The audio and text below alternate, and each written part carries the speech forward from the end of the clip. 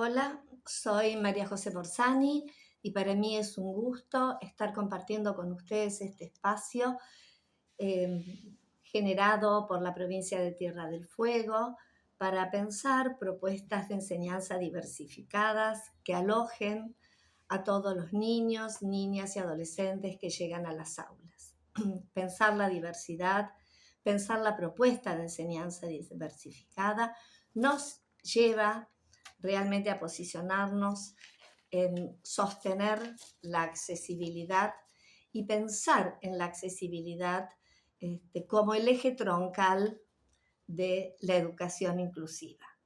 Creo que hemos avanzado mucho en revisar cuestiones del paradigma integrador, en poder superar la idea de que no es solo ampliar la puerta o flexibilizar la propuesta, que ya es un gran paso, sino que estamos realmente parados en cambiar la forma de ver y pensar al otro, en dejarnos interpelar por el otro, por sus deseos, sus necesidades, sus derechos fundamentalmente, ¿no?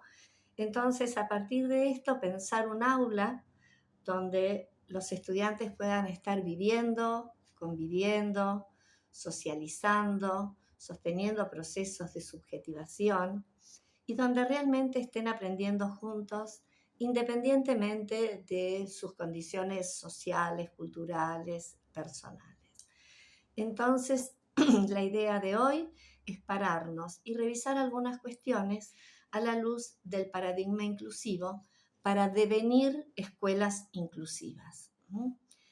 Es una construcción sociohistórica que acompaña un proceso y hoy nos plantea el situarnos en clave de accesibilidad, por llamarlo de alguna manera. Esta construcción sociohistórica también implica una postura filosófica, una actitud, un sistema de valores y creencias que están sostenidos desde el paradigma inclusivo.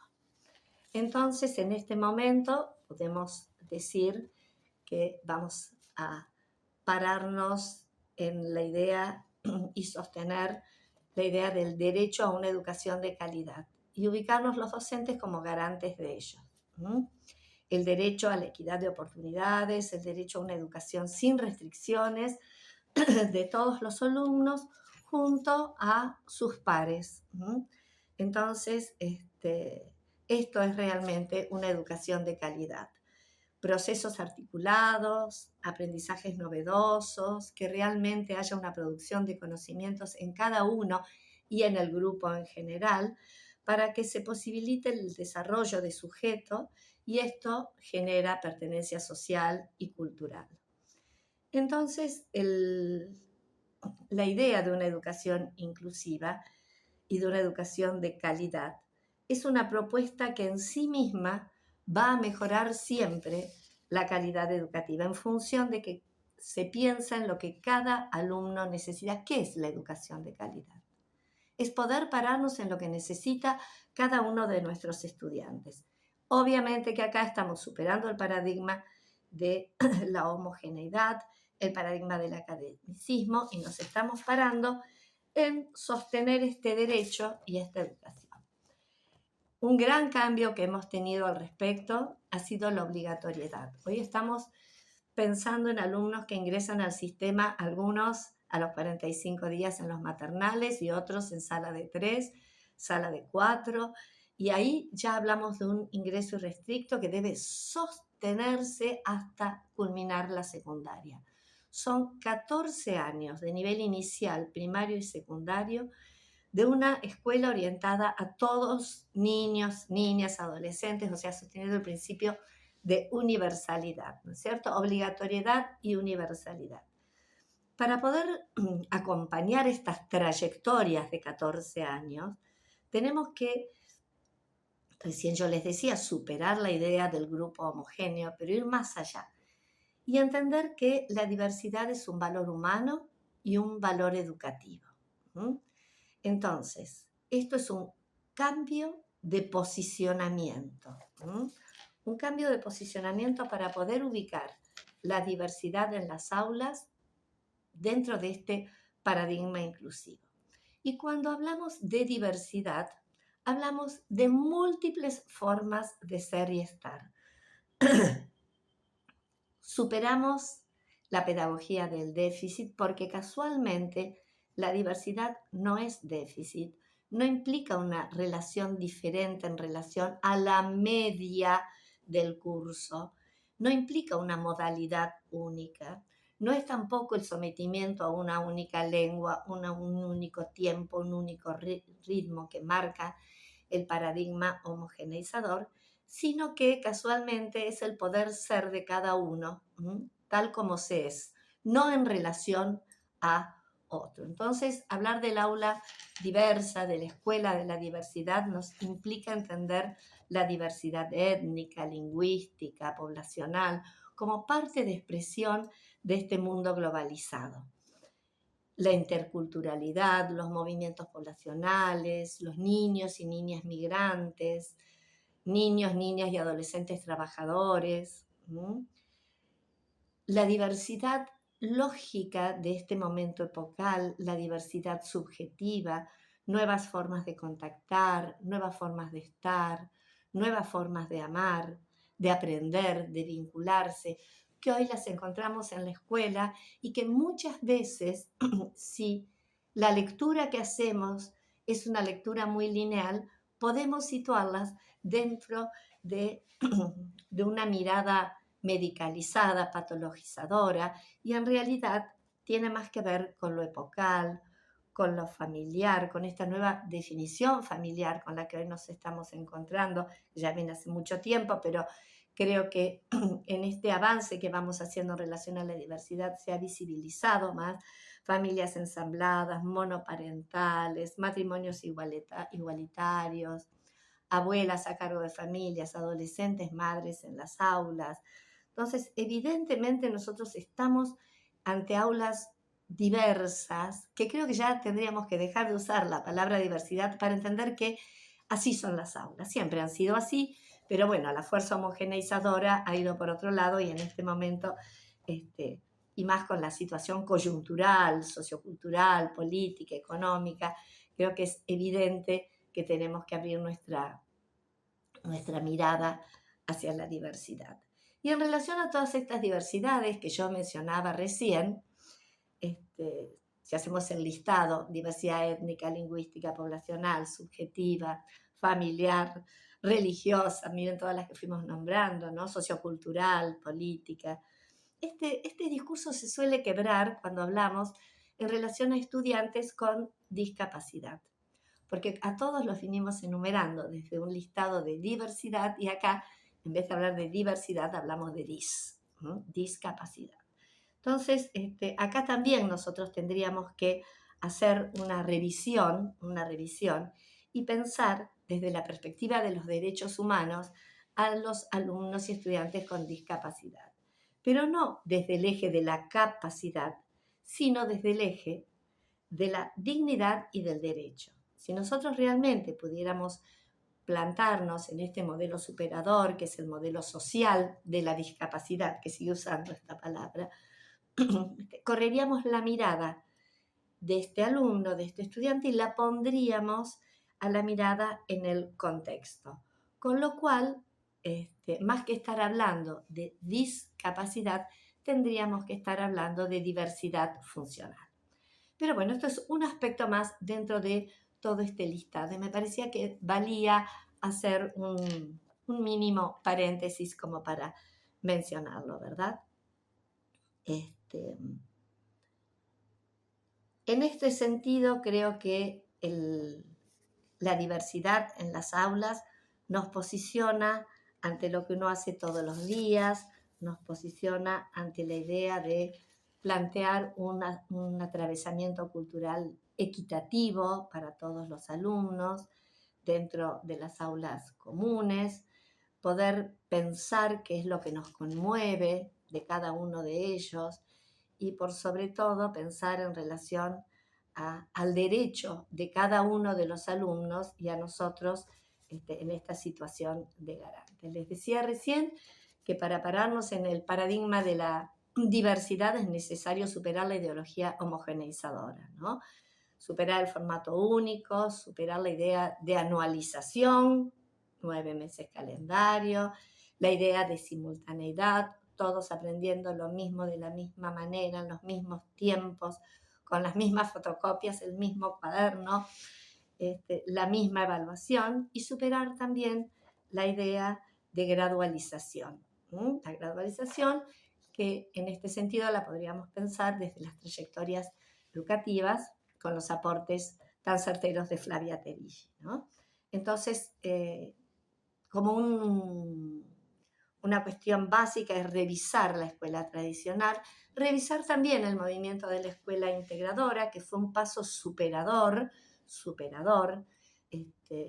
pero en el que de alguna manera todavía se sostenía esta escisión, esta segregación entre los alumnos del curso y el alumno integrado, para poder hoy realmente pensar en un grupo, clase, de todos aprendiendo juntos un contenido común de múltiples formas, cada uno a su tiempo, a su medida.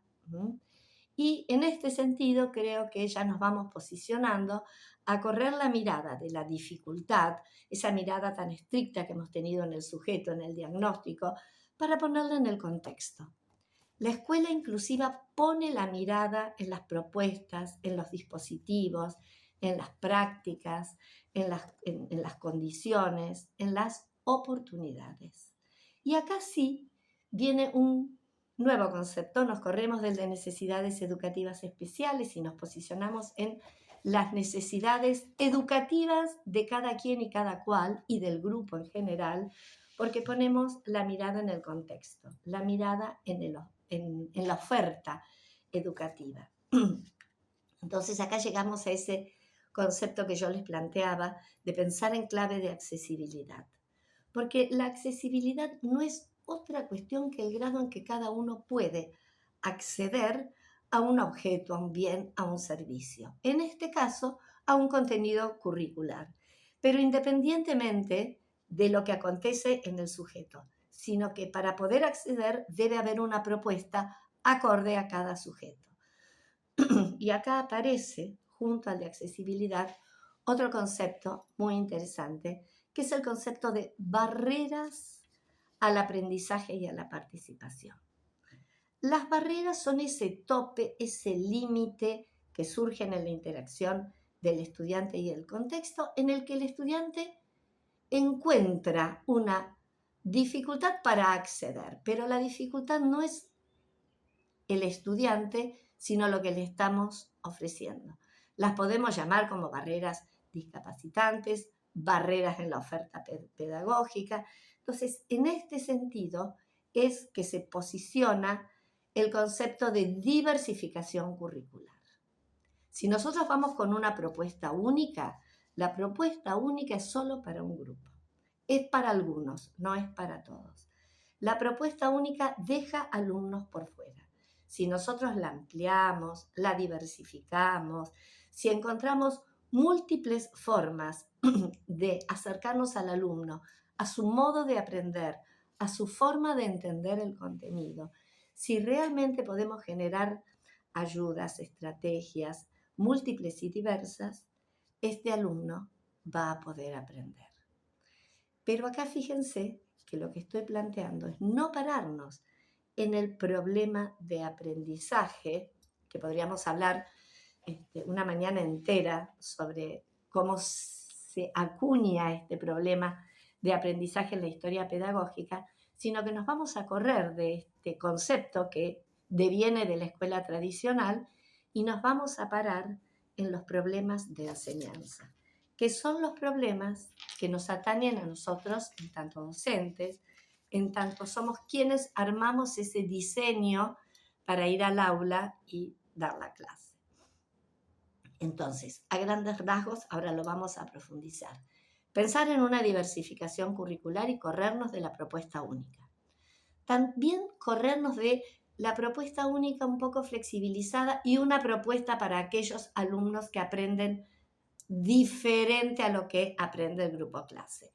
porque ahí estamos entre el paradigma homogeneizador y el paradigma integrador. Y ahora damos el gran salto, vamos, del paradigma integrador al paradigma inclusivo, el paradigma de la heterogeneidad, el paradigma de la diversidad, el paradigma de las trayectorias múltiples y diversas, superando la idea de gradualidad. Entonces, se supera la idea de grados, de sobriedad, de lentos, de rápidos. Nos posicionamos en aprendizajes interaccionistas, colaborativas, donde el constructivismo nos abre la puerta para realmente plantear aprendizajes significativos. Y también acá podemos pensar en superar la idea de maestra y maestra integradora, si ustedes quieren, y pararnos en parejas pedagógicas, ¿no? Parejas pedagógicas que se pueden conformar dentro de los mismos docentes de la escuela primaria, que se pueden armar con la modalidad especial, pero con quien se arme es para realmente armar propuestas diversificadas. Esto es pensar en nuestros problemas de enseñanza. La propuesta única, decíamos, es excluyente y es discapacitante. Por eso, esta propuesta de salir del pensar el grupo y algún alumno con dificultad supera ese paradigma integrador en el que tanto hablamos de adaptaciones curriculares, donde decíamos tengo 30 alumnos y 2 integrados. Bueno, hoy es totalmente distinto. Hoy no hacemos esta dicotomía de los alumnos por un lado y los integrados por el otro, que realmente trae un pensar complejo en relación a lo que es la esencia y la condición, ¿no es cierto? La esencia es que tengo 32 alumnos, 40 alumnos. La condición de cada uno es aquello con lo que yo voy a trabajar, pero soy docente de todos mis alumnos. Entonces, en esta redefinición, superando ese paradigma integrador, es que hablamos de diversificar la propuesta curricular, que es ofrecer al grupo clase la mayor cantidad posible de propuestas, ayudas, estrategias, recursos que posibiliten a cada uno la construcción del aprendizaje. Superando esta idea de llevar una propuesta única, es que nosotros pensamos el poder pensar y el poder pararnos tomando del diseño, del DUA, del diseño universal del aprendizaje, la idea de múltiples maneras de acceder al concepto. Multiplicidad de propuestas en la información, en la producción, en la evaluación. No hay una única forma ni de enseñar ni de aprender. Y esto es lo que ponemos en juego cotidianamente en el aula. Legitimar las diferencias, ¿no? Legitimar las diferencias tiene que ver de alguna manera con toda la propuesta de Connell, de justicia social, justicia curricular, y también tiene que ver con la propuesta de Buenaventura de Sousa Santos, cuando habla en epistemologías del sur, justicia social, justicia cognitiva, justicia curricular y justicia afectiva, ¿no? Nuevas formas, las mejores formas para nuestros alumnos. Entonces, acá lo que podríamos pensar es recuperar la didáctica como el arte de intervenir en los procesos de enseñar y de aprender. Entonces, ya posicionándonos en esta cuestión, yo les diría que podríamos abonar hasta en los conocimientos que tenemos de la transposición didáctica y no podemos sostener más una transposición didáctica única. Miren a dónde me fui, ¿no? A llevar ese saber sabio que transformábamos en saber enseñado y en saber construido, hoy tiene que ser una transposición didáctica diversificada. Un objeto de estudio es lo que les vamos a presentar a los chicos, ese es el contenido común, pero con múltiples formas de acceder. Entonces, esa transposición llega al aula diversificada. Y lo mismo nos va a pasar con la secuencia didáctica. Esa secuencia didáctica lineal que arma la escuela tradicional, esa secuencia didáctica lineal que sigue armando la escuela integradora y que le da como una licencia a ciertos alumnos, acá se transforma en una secuencia espiralada diversificada. Fíjense, hablamos de secuencia didáctica diversificada. Todas estas cuestiones nos acercan a pensar formas no tradicionales de producción pedagógica. Nos acercan a pensar otras formas de enseñar, pero recuperando siempre el saber que tenemos. El docente tiene un saber intrínseco, sabe de contenidos, sabe de cómo enseñar, de cómo evaluar. Bueno, esto visto a la luz de estos nuevos postulados. No se trata de estudiar todo de nuevo bajo ningún aspecto, sino que se trata de revisar nuestros saberes y ponerlos en este sentido a disposición de los alumnos. En relación a esto podríamos dar un ejemplo muy sencillo, muy sencillo. Si yo voy a enseñar el volcán, la escuela tradicional llevaría una figurita del volcán, un texto del volcán, 6 preguntas sobre el volcán, trabajarían todos los chicos igual y a la salida de la escuela todos tendrían en su cuaderno lo mismo. Obviamente la evaluación se basaría en estas cuestiones. Esta propuesta diversificada apela primero a saber qué saben los alumnos del volcán, cuánto saber implícito hay en ellos, ¿no? Luego, a construir este objeto de conocimiento de múltiples formas, acercarnos desde distintas formas y plataformas. Auditiva, escuchando el ruido del volcán, visual, viendo un video, táctil, tocando, esto es diversificar, ¿no? Tocando alguna argamasa, una plastilina, construyendo el volcán, pudiendo ver cómo erupciona si ponemos alcanfor y salen los humos del volcán, construyendo volcanes, dibujándolos, escribiendo sobre el volcán, ampliando en esa espiral de la secuencia didáctica, que al ser espiralada siempre hay un punto de partida en el que el alumno puede hacer anclaje para avanzar, y acá cada alumno encontraría un punto de anclaje para seguir ampliando su conocimiento sobre el volcán. Pero nos interesa entonces que los chicos también lean, porque es necesario ahondar en este tema y obtener información a través de la lectura, escribir y leer. Entonces, ¿cómo hacemos? Si llevamos un único texto, nuevamente dejamos a algunos niños afuera. Algunos porque tienen una lectura muy ágil y muy desarrollada, y otros porque con su incipiente lectura les estamos haciendo una barrera y no alcanzan. Fíjense que esta barrera del texto único es tanto para los que tienen una lectura muy ágil como para aquellos que están en proceso de alfabetización. Entonces la idea es llevar múltiples textos sobre el volcán. Puedo llevar una monografía más elevada, puedo llevar un texto sencillo, puedo llevar una oración y puedo llevar también carteles con la palabra volcán en letra imprenta mayúscula. ¿Por qué? Porque en mi curso tengo alumnos que están en pleno proceso de alfabetización y están trabajando con vocales y con consonantes y están trabajando con reconocimiento de las letras y van a trabajar con estos carteles y van a cortar el cartel y van a rearmar esta forma fija volcán y van a empezar con la B, que no es lo mismo que la A y que no es lo mismo que la L y que no la pueden poner de cualquier manera porque hay una única forma de escribir volcán. Y entonces todos vamos a escuchar los mismos textos, todos vamos a obtener algo de cada uno de los textos, todos vamos a construir un saber común y también un saber privado que le pertenece a cada uno. Pero esto lo podemos hacer y garantizar el aprendizaje y la accesibilidad al contenido si nos acercamos al grupo de una forma diversificada, que supere la propuesta única. Bueno, continuando con esta idea de una mayor diversificación en la propuesta curricular, vamos a tener siempre una consecuencia lógica, que es que a una mayor diversificación vamos a tener una menor necesidad de lo que antes llamábamos como adecuaciones curriculares y en este momento también vamos a tener una menor necesidad de ajustes o de PPI tan rigurosos.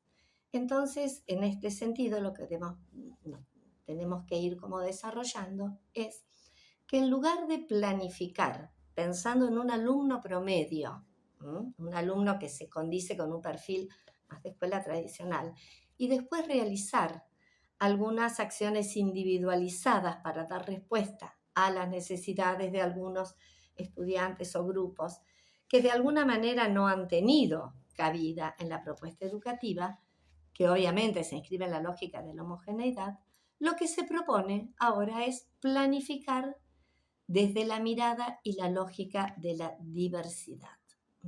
Entonces nos vamos a correr del currículum hegemónico en vigor que solo sostiene procesos de exclusión. Y nos vamos a ir de alumnos homogeneizados a alumnos subjetivados, de resultados a procesos y de la forma única a los formatos diversificados. En este sentido, vamos a revisar los modos en que se construye y se habita la escuela. Vamos a pensar en esto de la accesibilidad real y simbólica. La accesibilidad urbanística, arquitectónica, de transporte, creo que todos la tenemos muy ya incorporada, lo que supone realmente un territorio accesible. Y también pensar en que las barreras no solo son barreras arquitectónicas. Hay barreras pedagógicas, sociales, ideológicas con las que se maneja una comunidad educativa que son complejas de superar y que por eso implican un trabajo de reflexión muy profundo. En este sentido, también uno podría pensar hasta el propio mobiliario de la escuela, ¿no es cierto? El propio mobiliario más de una vez se ofrece como una barrera, un único pizarrón, un profesor de espaldas con un pizarrón alto, bancos altos con alumnos de primer grado que los pies no les llegan a los piecitos quedan colgando, no les llegan al piso, ¿no es cierto? A veces la falta de bancos para zurdos. Mire, si uno se pone a pensar, en la escuela hay muchísimo para ir analizando y revisando para que realmente sea un territorio accesible. Pero lo que hoy me interesa es que pensemos esas barreras que todavía conservamos y que vienen de la escuela tradicional, del único formato, para realmente poder superarlas y acercarnos a lo que llamamos la escuela tradicional, ¿no es cierto?, que supera ese formato único. Entonces, algunas ideas que quiero compartir con ustedes están relacionadas, por ejemplo, a los elementos que usamos en la escuela primaria, ¿no es cierto? A veces presentamos un elemento de conteo único en los primeros grados. Bueno, yo trabajo las decenas con escarbadientes todos armaditos con una gomita, o bajalenguas que estén pegados entre sí y que son las decenas. Y en realidad, cuanto mayor sea la posibilidad de acceso al material concreto y más diversificado esté ese material concreto, más se van a beneficiar los alumnos. Eso lo sabemos, lo hemos leído, lo hemos estudiado, toda la importancia que tiene la manipulación. Sin embargo, a veces en este sentido ponemos una barrera del material único. También nos pasa con los elementos escriturales que se van como suprimiendo del nivel inicial, que maneja una diversidad de elementos escriturales porque leen, escriben y dibujan con lápices, fibrones, crayones, tizas mojadas, y se va reduciendo hasta llegar a primer grado en el que a veces solo se pide un tipo de lápiz de escribir. Y es verdad que cuando el niño está en ese proceso de construcción tan creativo, tan fuerte como es la iniciación en la escritura, a más de un niño le resulta condicionante ceñirse a un elemento escritural. Esto no quiere decir que nos los vamos a llevar a escribir con un tipo de lápiz, pero en determinados momentos habría que diversificar y flexibilizar para que estos elementos escriturales no se transformen en una barrera del acto de la escritura. Lo mismo podemos decir en relación a usar un único abecedario. ¿Por qué no usar abecedarios móviles, múltiples, letras imantadas, magnéticos, letras con abrojo, todos los abecedarios posibles para que los niños realmente tengan experiencias múltiples? Lo mismo en relación a otros instrumentos o otros elementos como el geoplano, las varillas articuladas, todos estos elementos que contribuyen en distintas áreas a acceder a los contenidos. Vez pasada veía unos niños que estaban trabajando los ángulos y habían trabajado ángulos con varillas articuladas en los geoplanos, en los ángulos del propio salón, con papel glacé, cómo eran complementarios, cómo eran suplementarios, y realmente era tan diversa la forma que cada uno encontraba su traje a medida, digamos, ¿no? Porque de esto se trata de alguna manera, encontrar el traje a medida para acceder al conocimiento. Y también podríamos decir diversificar los formatos escriturales, que no todos los formatos escriturales queden ceñidos al cuaderno o al lápiz, sino realmente que podamos trabajar desde muy chicos con las máquinas de escribir, esas antiguas que tenemos muchos guardadas en casa, con ponerle un poco de tinta, ahí tenemos una manera de escribir pausada, de trabajar con mayúsculas,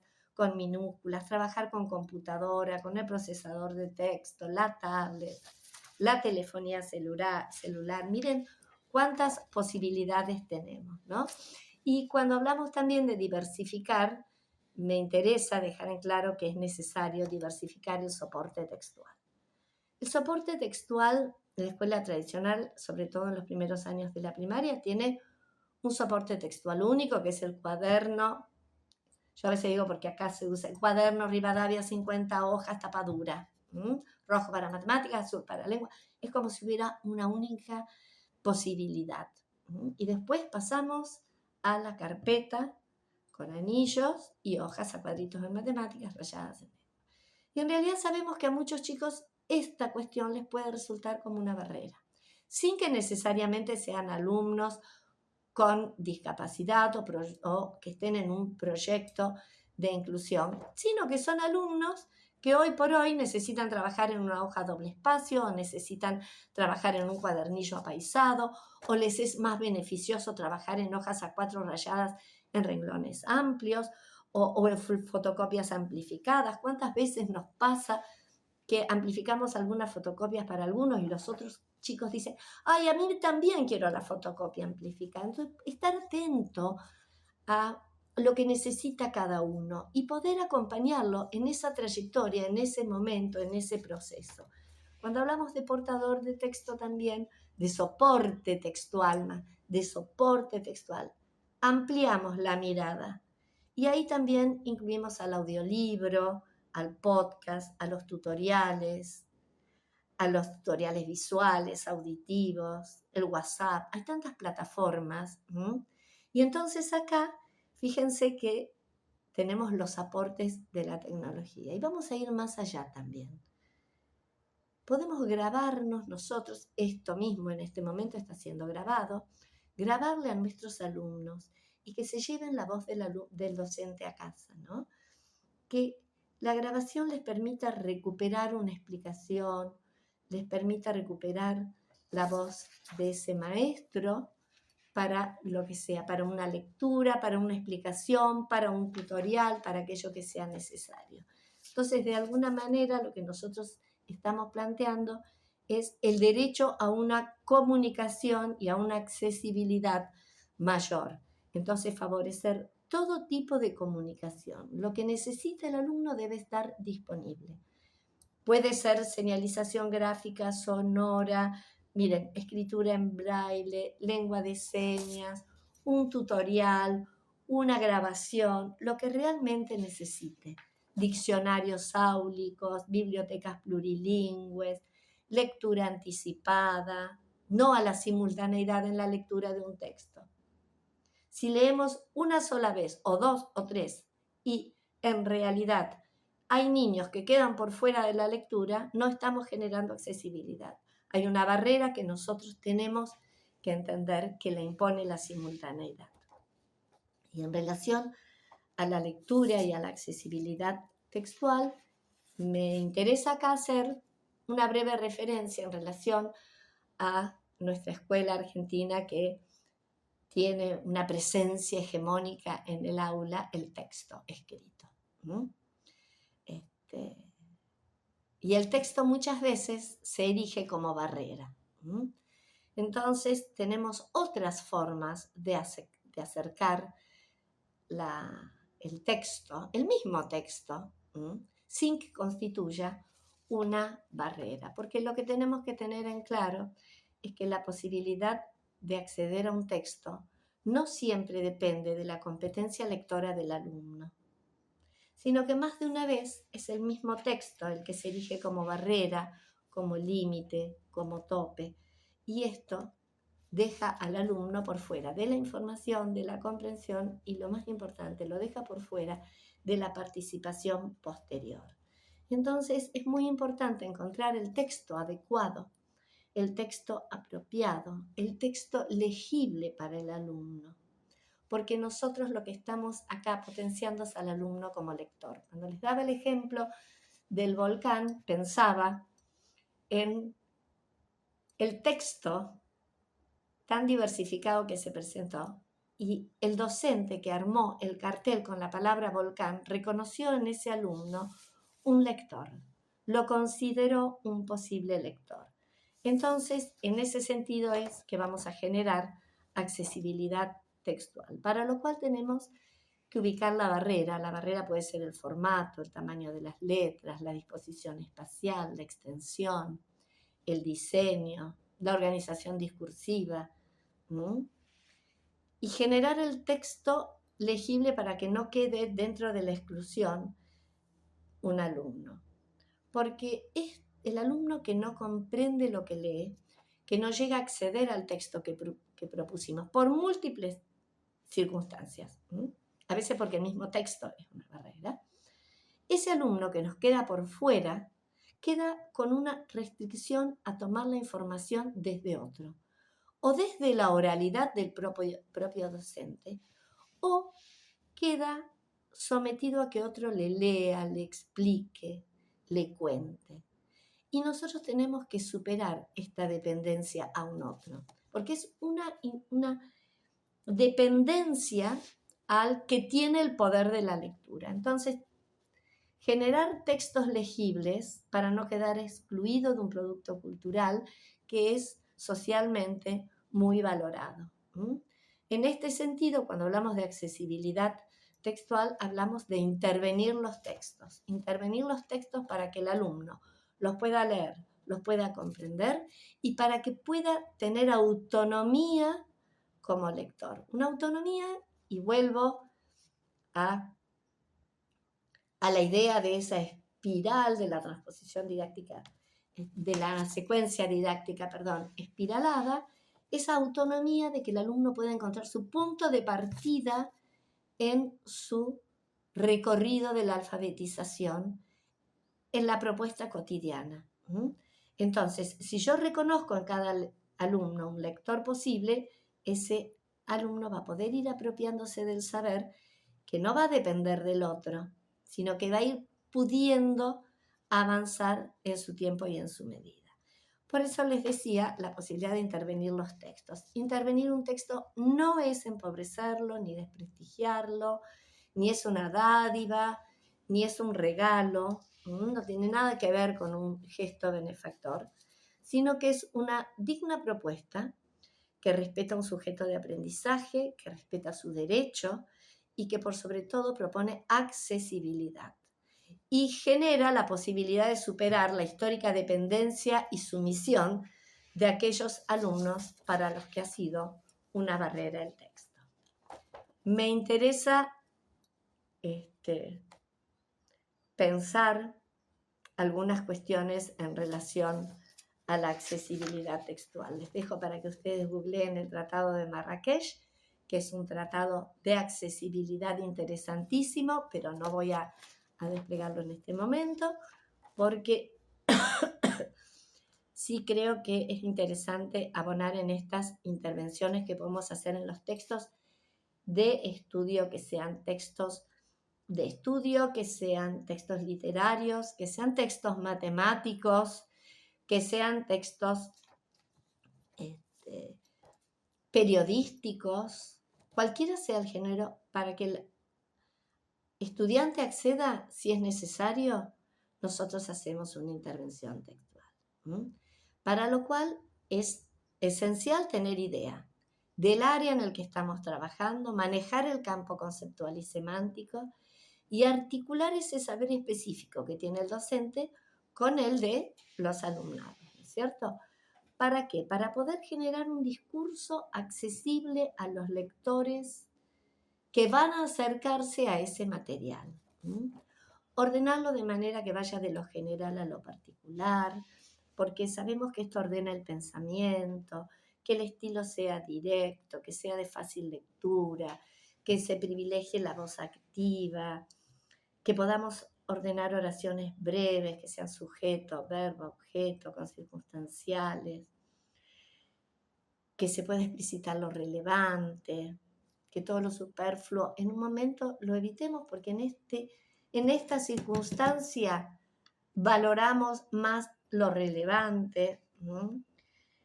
Que trabajemos la red semántica, concreta, clara, y que podamos sustituir palabras por imágenes, por representaciones, que trabajemos la polisemia. Miren, hay tantas cuestiones en este sentido que me parecen indispensables para ir trabajando, ¿no? No es lo mismo dar un enunciado matemático con todos los elementos en una sola oración, o no es y después poner una última pregunta que implica preguntas intermedias, pero no las ponemos, que a lo mejor ese mismo texto dar los pasos secuenciados con preguntas intermedias que posibiliten al alumno la accesibilidad al texto, a las magnitudes y a la resolución del mismo.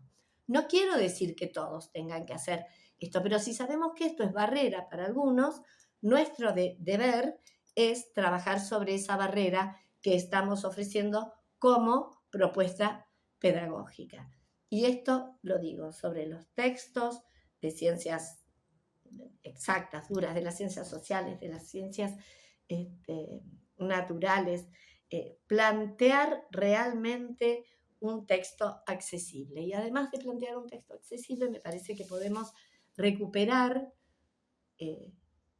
dentro de la escuela el uso de ayuda a memorias, de tablas, de los dibujos, de graficar como forma de ordenar un problema matemático.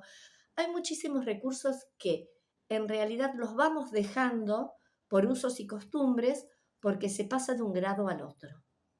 Hoy, pensando en las trayectorias pedagógicas y pensando en las necesidades de los alumnos, los recursos son válidos en todo momento porque no es el grado el que amerita el uso del recurso, sino que es la necesidad que el alumno tiene para tener accesibilidad al contenido. Entonces, si un recurso que usábamos en los primeros grados es necesario utilizarlo en los últimos, porque eso genera accesibilidad, lo usamos sin que esto infantilice la propuesta. Ese es un punto clave, no infantilizar propuestas, sino dar múltiples recursos de accesibilidad. Y ya para ir terminando, algo deslicé recién sobre, el poder hacerle el traje a medida a cada alumno, ¿no? Que la propuesta diversificada englobe a todos. Y entonces, pensando en relación a esto, si nosotros vamos a salir, por ejemplo, con los alumnos de 4º grado, nosotros no vamos a comprar 32 remeras talle 9, porque todos tienen 9 años. Y eso lo sabemos. ¿Por qué? Porque hay uno que es altísimo, que juega al básquet, que la familia es toda alta, que es flaco y largo y usa remeras talle 14.